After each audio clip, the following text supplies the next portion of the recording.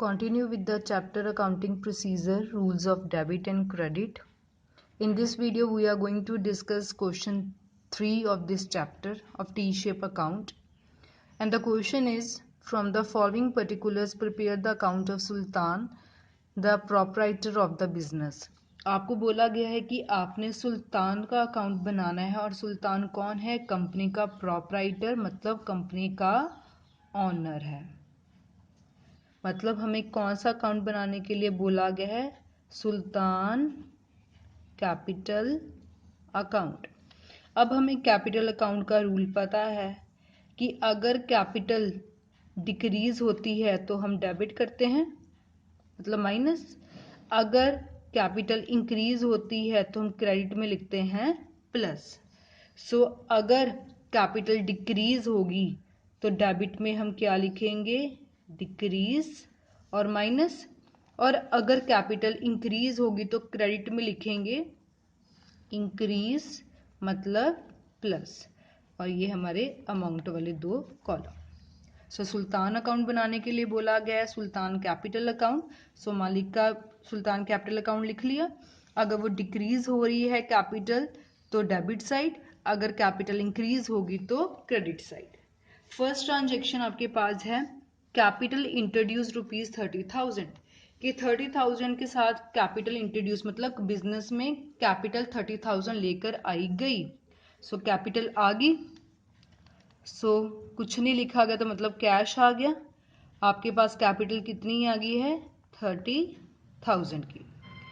Drawing made by him 6,500।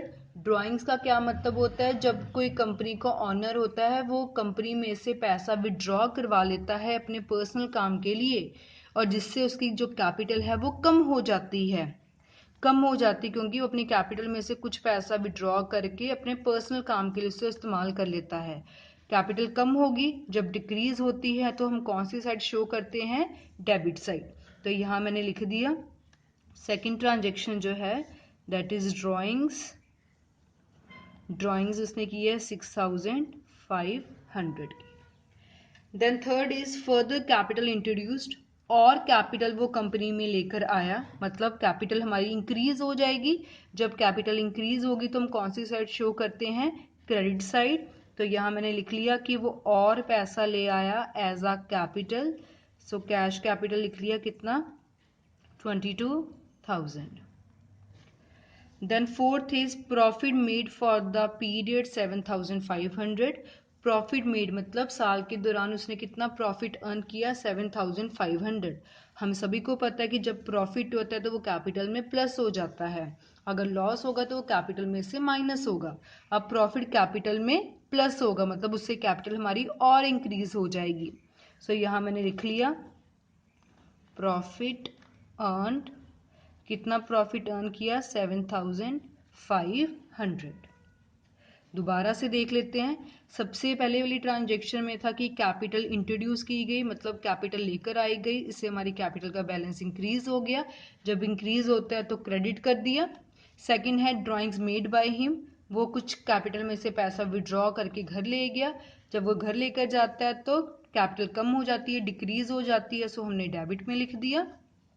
Further capital introduce, बाद में वो और कैपिटल लेकर आया तो फिर से हमारी कैपिटल इंक्रीज होगी। जब इंक्रीज हो जाती है तो हम क्रेडिट में को शो कर देते हैं।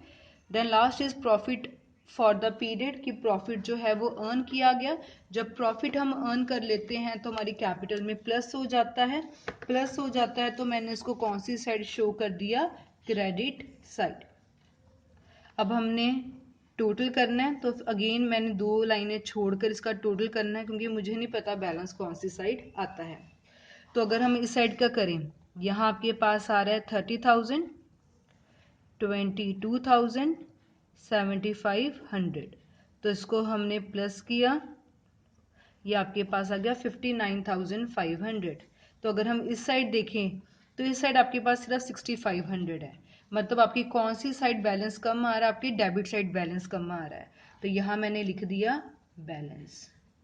अब कितना बैलेंस कम आ रहा है? 59,500 में से 6,500 हम माइनस कर लेंगे तो ये आपके पास आ गया 53,000। तो यहाँ मैंने लिख दिया 53,000। 53,000। जब 53,000 मैंने बैलेंस डाल दिया तो दोनों साइड मेरा टोटल इक्वल हो गया 59,500, 59,500। जौन सी भी साइड आपका जो बैलेंस कम आएगा तो आपने उस साइड डाल के दोनों डेबिट और क्रेडिट को क्या कर देना है, इक्वल कर देना है। अब इस बैलेंस का क्या मतलब होगा, इस बैलेंस का मतलब है कि अभी भी सुल्तान की कैपिटल कंपनी में कितनी इन्वेस्टेड है, 53,000, और अगर कंपनी बंद होगी तो कंपनी को सुल्तान को कितना पैसा देना पड़ेगा, 53,000। So this is a balance of Sultan's capital at the end of the accounting period. So this was another question of chapter Accounting Procedure, Rules of Debit and Credit, question 3 of T-shaped account.